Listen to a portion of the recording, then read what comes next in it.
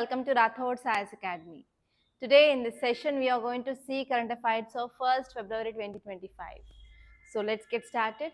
And actually, there is a very significance of February 1st because on this day, budget will be presented by our finance minister and you will be getting budget speech today.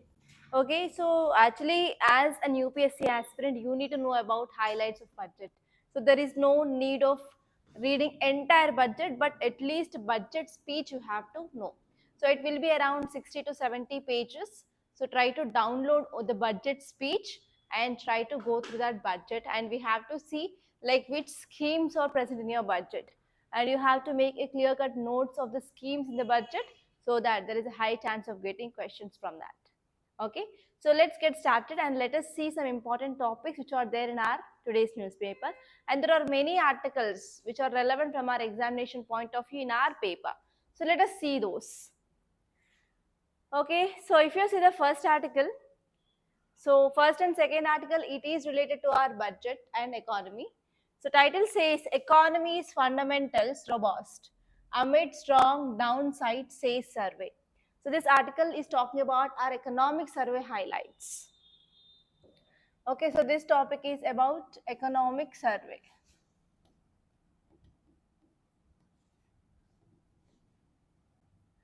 So here this topic is important from your GS paper 3 under economy.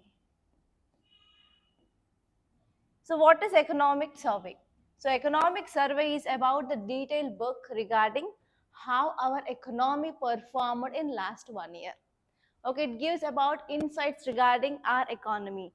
So in which sectors, how much contribution happened, so what are the advantages, disadvantages, what are the challenges, what are the schemes, everything which is given in your economic survey. And this economic survey details are very, very important, and you can directly quote the details given in this economic survey in your answers, in your essays, because it is one of the authenticated data. And you have to see like some important statements will be highlighted in our economic survey, so you have to see that. So normally whenever economic classes will be happening, so after completion of your static syllabus, economic survey will be discussed. So that time we'll be seeing about this economic survey highlights. Or else if I get the time, mostly I won't get the time. So if I get the time, so I will be telling you the details of this economic survey for sure.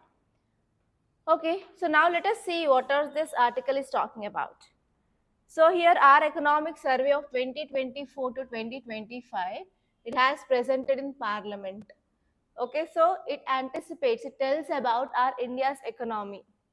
And it is saying that in 2025 to 2026, that is in next year, economic growth of our country will be around 6.3 to 6.8.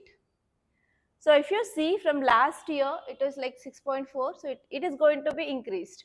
So this is the one anticipation of our economic survey about our growth projections in next year. And next one is despite robust fundamentals, so this survey is also highlighting mixed urban demand trends. For example, recently we studied that fast moving consumer goods, there is decreasing of demand for this fast moving consumer goods in urban areas compared to that of rural areas.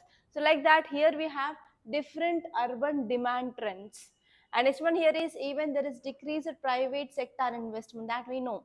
And even there are some political and global uncertainties are happening. For example, if you see political instability, it happened in recently Bangladesh, and now it is in Myanmar also.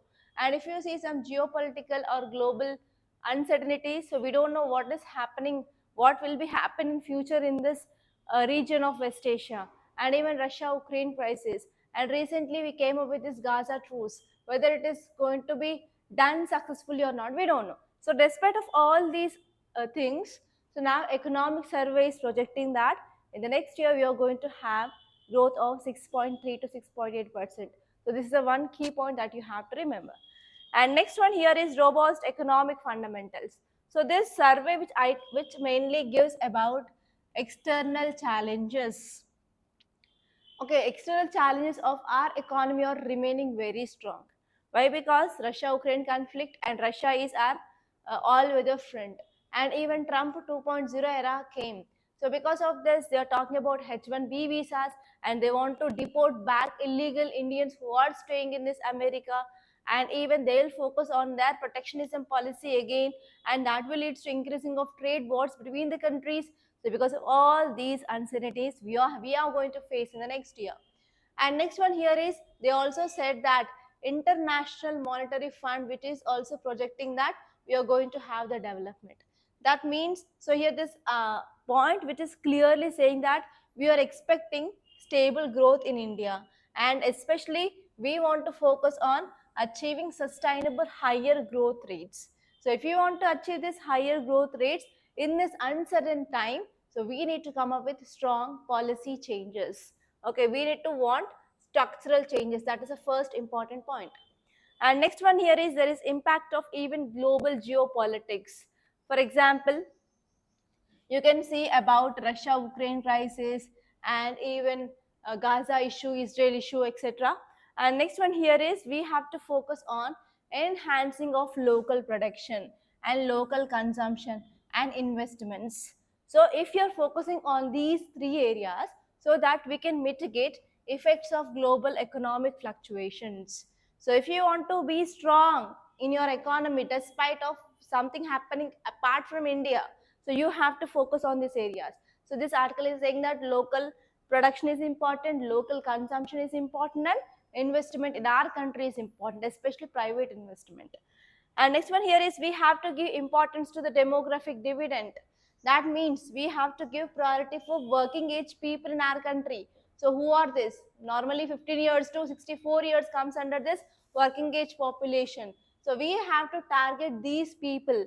The government need to come up with the policies, and government need to encourage entrepreneurship, that is startups, and even innovation. And even government need to provide a business friendly environment through deregulation, so that it can create some opportunities for youth, so that we can address this problem of unemployment, and even we can increase economic participation of people. So this is the next important point that you need to focus. And next one is deregulation. That means government need to provide proper people friendly investments, and as well as people friendly entry policies or licensing policies, so that we can encourage private investment, and as well as economic operations, economic activities, and so that we can operate business efficient in our country. So that will be obviously leads to innovation in our country, that will further leads to growth and development. And next one is, we have to be very much caution against stagnation. Stagnation is nothing but inflation along with unemployment. So this combination of inflation and employment is called as stagflation. So whenever inflation is happening, obviously there will be decreasing of demand. Okay, so whenever there is decreasing of demand, that will lead to decreasing of growth. And again, unemployment again leads to some other problems. So government need to be very cautioned about this stagflation. So government need to take some urgent policy reforms, so that we can encourage economic dynamism, and even we can prevent some challenges as well. And next one is, we have to improve trust and proper governance mechanisms. So whenever we are not improving the trust between government and people, will people believe? No, that will lead to trust deficit. So trust deficit between citizens and government is very dangerous. So we have to improve transparency and accountability, so that we can improve trust, and we can encourage investments, and as well as compliance, and as well as regulations. And next one is, we have to reassess whatever the regulatory frameworks which are present, so that we can make them simplified, and also risk-based regulations we have to decrease, so that we can decrease burden on the business, so that we can encourage private people and startups, entrepreneurs, everything. So these are some important points which are said in our economic survey. Okay. And now let us see the next article. So next article, it is about our union budget. So president highlights dreams of middle class ahead of union budget. So you're going to have this union budget, right? So here this article is very important, guys. The keyword here is budget. So you will be studying about this budget in two subjects. So first one is in your GS paper 2, polity, and in your GS paper 3, in economy. Okay, so what are the dimensions you have to see from polity? So we have one article which talks about not exactly about budget, but it is annual financial statement. That is in Article 112. So Article 112 of our Indian Constitution talks about annual financial statement, that is budget. So here you may get a question in your prelims that budget word is present in our constitution. No. No, where budget word is written. It is written as annual financial statement in 112 article. Okay, so here you have to see about process of passage of this budget. Process of passage. And you have to see about different types of budget. And even whenever we are passing budgets, we will be having different motions. For example, cut motion, policy cut motion, token cut motion. So you have to see different types of motions. And you have to see even brief history of this budget. Earlier we have separate budget for railways. That is, general budget is separate and railway budget is separate. So later on we merged those two. Now we have a single budget. And next important one here is we came up with introduction of budget on 5th February 1st. So actually normally budget will be passed or introduced in the last of the February, but we preponed it. So you have to see those history things that will be dealt in your polity or economic classes. So from economy point of view, you have to see about what is this budget.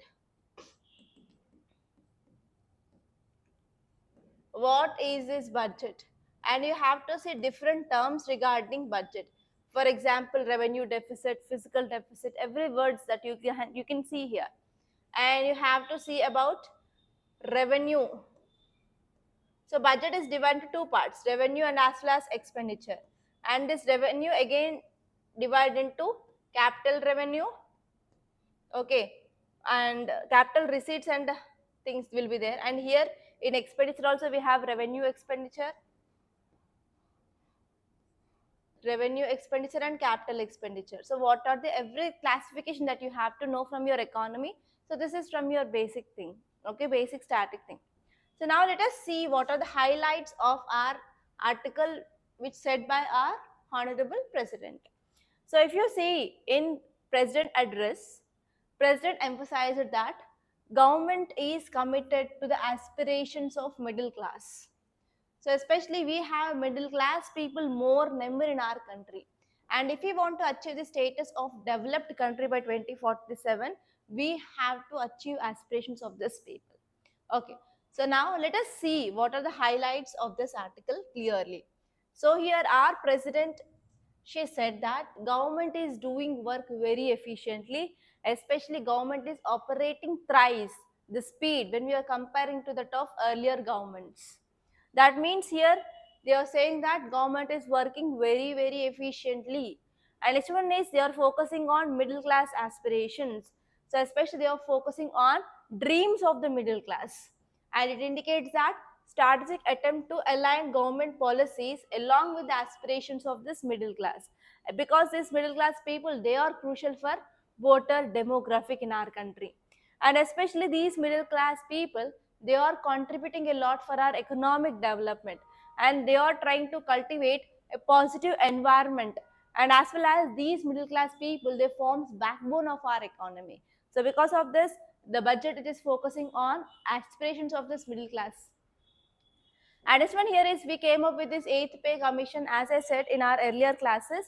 So in this 8th pay commission, now onwards the government employees, they will be getting increased salary. So till now they got salaries on based on 7th pay commission. Now onwards they are going to get this salaries on 8th pay commissions, salaries, allowances, etc. So it will be normally more compared to that of earlier. And next one here is they are also focusing on increasing of salaries and even increasing of public service conditions.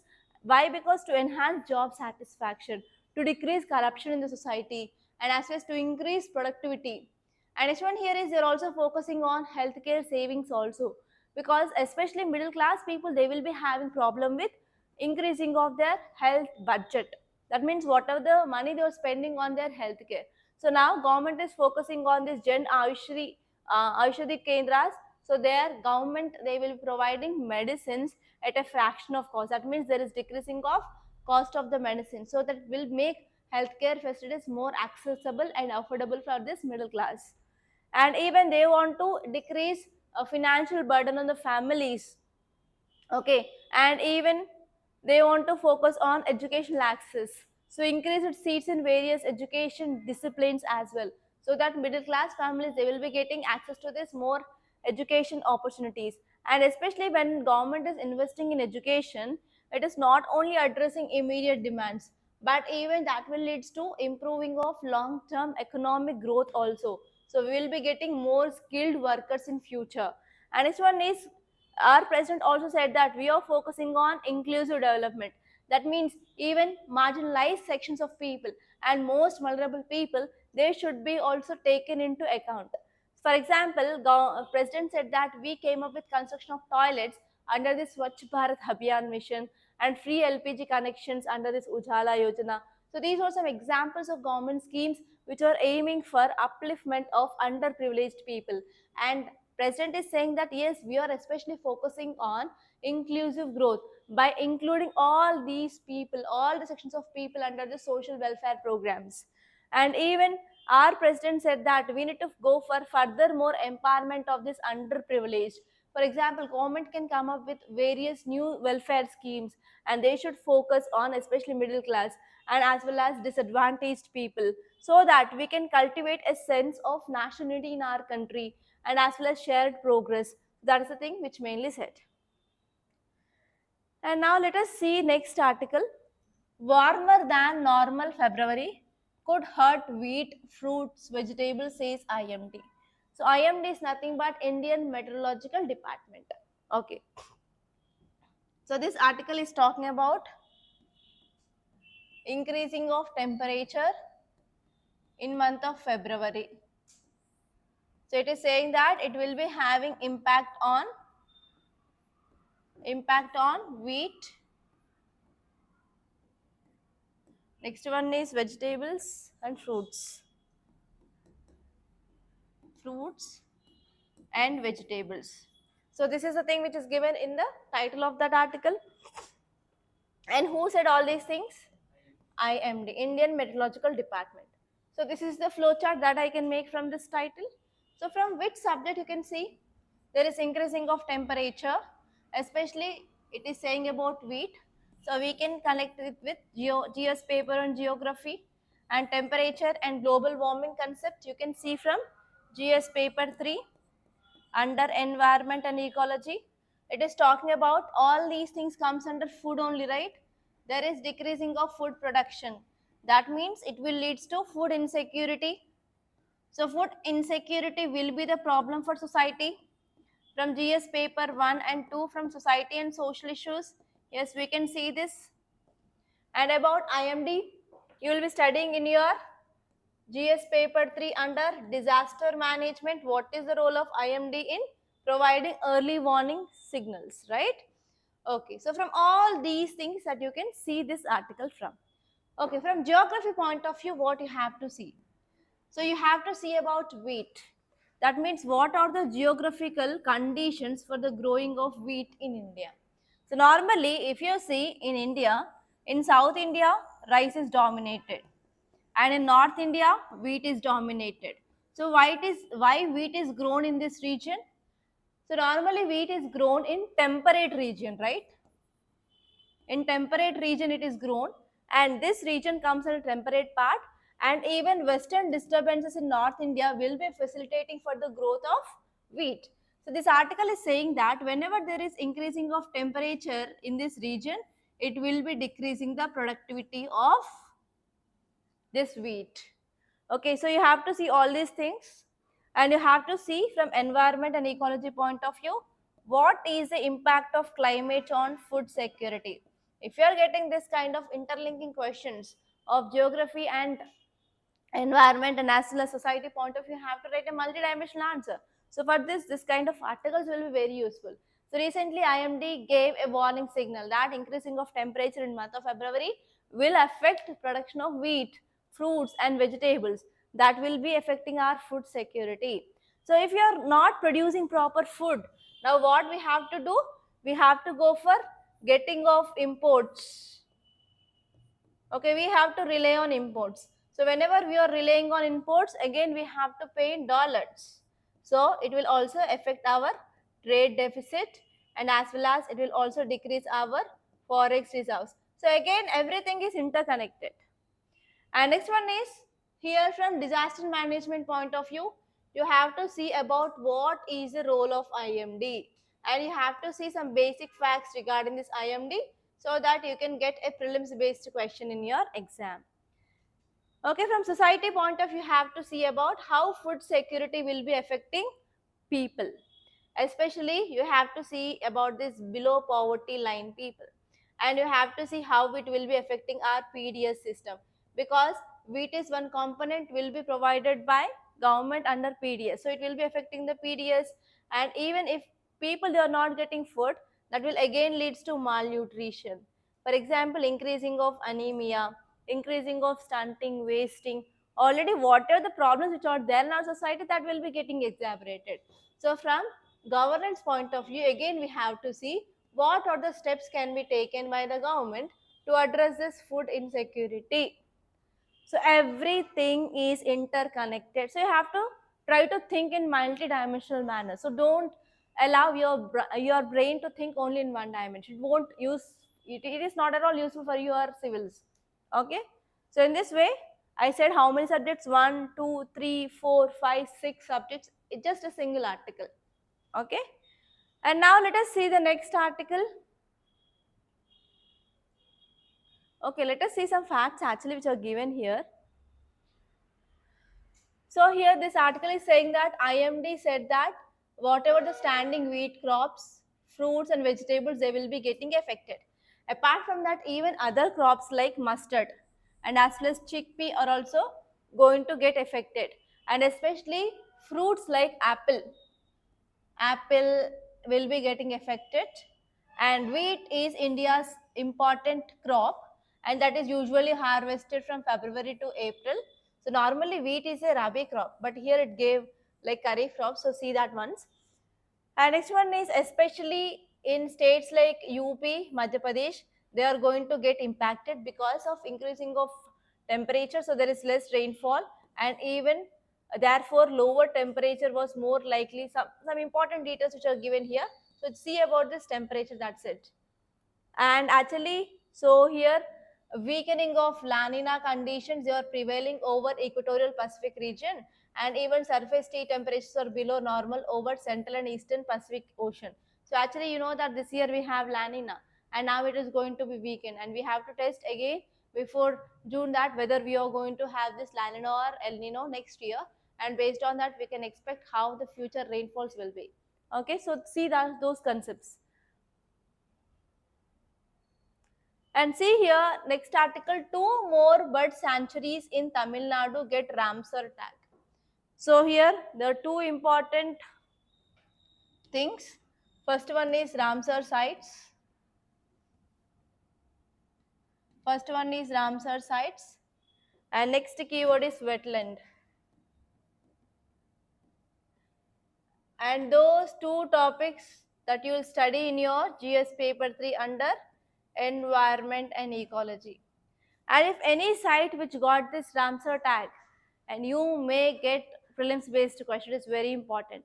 And actually here you have to see about Ramsar site list in India, and try to draw map of India and see in which areas we have this Ramsar sites, and in which states which Ramsar sites we have.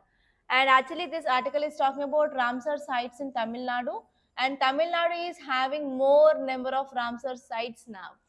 Okay, and from wetlands point of view, you have to see what is the meaning of wetland. So what are the characteristics of wetland, and in wetland which type of trees that we can see. For example, mangroves. Okay, and you can see like what are the services provided by this wetlands, and what are the important organisms or flora and fauna we can see in this region. So all those things that you have to see, and even we can make this wetland by man intervention. They are called as man-made wetlands.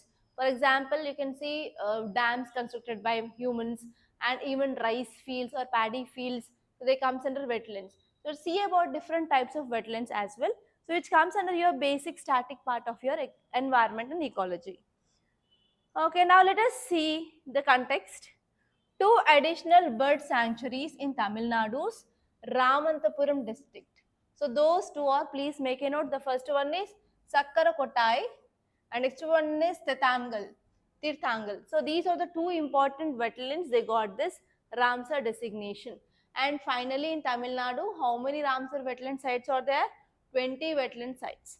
And here, if you are from Tamil Nadu and if you are going to attend this year interview, you will be for sure getting question regarding wetlands in Tamil Nadu, and you may get a question like recently added wetland sites in this Ramsar list. It is very important, so focus on that. And if you see the important points, the first important point that you have to remember here is conservation milestones. So because of this addition of these two sites to this Ramsar site, so we can understand that state is committed towards environmental conservation. And even that this designation not only protects its local ecosystem, but even it will raise its awareness about importance of wetlands and why we have to protect them. And actually we have a global convention called as Ramsar Convention. So this convention will be conserving the wetlands for the sustainable management of wetlands. And whenever we designated these two as Ramsar wetlands, now globally also they will be taking some efforts to protect the biodiversity and to mitigate climate change in this region. And even they will be focusing on essential ecosystem services, for example water purification, flood control, habitat management, everything. Okay, so that is very important. And even whenever we are saying any site, or whenever we are keeping any site under this list, so it will be also helpful for educational opportunities like research can be done, raising of awareness, ecotourism, community management. So these things will be also very important. Okay, that's it. And if you see some facts regarding these Ramsar sites, so it is formally known as Convention of Wetlands. So established year 1971 in Ramsar, it is an Iranian city. So the important goal of this Ramsar Convention, it is to conserve and sustainably use these wetlands because they are very vital and they provide numerous ecological and economical and as well as cultural benefits. So here normally 172 countries, they are signatories of this Ramsar, and even India joined this Ramsar Convention year 1982. And initially two lakes like Chilika Lake and Kaladio Lake, so Kaladio National Park in Rajasthan, they were in this. And now India is having highest number of Ramsar sites in Asia. So these are some important things. And now let us see the next article. Title says India's tiger population rose 30% over 2 decades. So from last 2 decades, that means from last 20 years onwards, tiger population in India had been increased. So it is one of the success of our Project Tiger. So now let us see here. So this study which is saying that there is increased tiger population by 30% from past 2 decades, that is from past 20 years. So if you see there is increasing of tigers from 1400 to 2967 in this 2018. That means it is one of the success of our conservation strategies. Okay, we are especially focusing on even other environmental, not only environmental but even socio-economic challenges as well. So in this way, this article is saying that not only government but even NGO and community efforts are showcasing a model for even other countries which are struggling with wildlife conservation. So we become a role model for other countries and they can learn lessons from our country so that how we were successful in this conservation of these tigers. And next one is we are focusing on land sharing and as well as land sparing. So this study which is saying that we have to balance both land sharing and as well as land sparing. Land sharing is nothing but where humans and wildlife are coexisting, and land sparing is nothing but the areas which are reserved for only wildlife. So we had a good balance of conserving of both land sharing and as well as land sparing. But recently one tragedy happened. So one tiger attacked women and killed women, and later on that tiger had been found dead. And even in the outskirts of Hyderabad, near Narsingi area also, one cheetah had been died. Okay, but some incidents which may happen, but even though we are very much successful in protection of tigers. Okay, now let us see some important other points which are given in this article. So first one is this research highlights that yes, India plays a very important role by taking 100% focused on this Wildlife Protection Act and Forest Conservation Act and National Tiger Conservation Authority. And these are the laws which mainly provide for conservation efforts, and even they provide for a very strong frameworks. So that led to ecological benefits. And even if you see the global wild trends, so India's tiger recovery stands like very, very high, because actually in many countries the falling of tiger population had been done by 73%. But India will become surely a lesson for different countries, like how the number of tigers had been increased in India by 30%. Okay, and even this study says that government of India focused on even socio-economic conditions. So, and also they reduced dependence on forest resources, so that we improved the local economies and reducing of poverty, and that played a very critical role in even wildlife conservation as well. Okay, but even though sometimes the challenges may remain, but we are overcoming those challenges effectively. That is the thing which mainly said. And see the next article, Telangana reports first case of Guillain-Barré syndrome, that is GBS. So just refer about what are the facts that we did in last 3 to 4 days.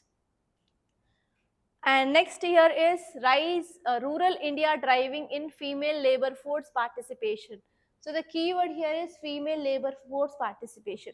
So what is the meaning of female labor force participation? That is nothing but number of female who are coming outside and working, and they are contributing for the economic growth. That is called as female labor force participation. So here this article is saying that there is increasing of female labor force participation over past 7 years, especially in the rural area. So this is the thing which mainly said by our economic survey of India. So if in case if you're talking about this female labor force participation anywhere in your essay or in your mains answer, try to quote that economic survey 2024 to 2025 said increasing of female labor force participation in rural areas. Okay, so here this article is saying that because of increasing of female labor force participation, it is one of the primary driver in overall development of labor market indicators. Okay, so that is the thing which mainly said, and especially in Bihar, in Jharkhand, Madhya Pradesh, and as well as UP, there is increasing of female labor force participation. If you're from that states, you have to focus it on why there is increasing of female labor force participation and what is the impact of that. And let us see the next article. It is talking about 4 years on Myanmar and its continuing nightmare. So this article is talking about military junta in Myanmar. So it had been started exactly 4 years back on February 1st. So because of this is the news. Now let us try to see about some important insights regarding this. So this article is important from your GS paper to under international relations. It is very important, guys. Okay, now let us see some important points, and if you want, you can make a note. So actually 4 years after this military coup in Myanmar on February 1st, 2021, so country is trapped in a deep crisis. For example, they are having violence, they are having economic crisis, and even there is increasing of violence of human rights. So all these are the issues which are faced by Myanmar now. So here this article is saying that so there is ongoing conflict between armed forces, and that is military, and as well as various groups. So some of those groups are AAPP, that is Assistant Association of Political Prisoners. So they are reporting that there are some casualties, and there are thousands of people they are arrested, and even there are deaths which are happening outside the prison and inside the prison. So because of this, there is a grave human rights violation is happening. So there are reports which are saying that indiscriminate attacks which are happening on the civilians. So unlawful killings are happening. So whenever there are unlawful killings, there is obviously human rights violation which mainly happens.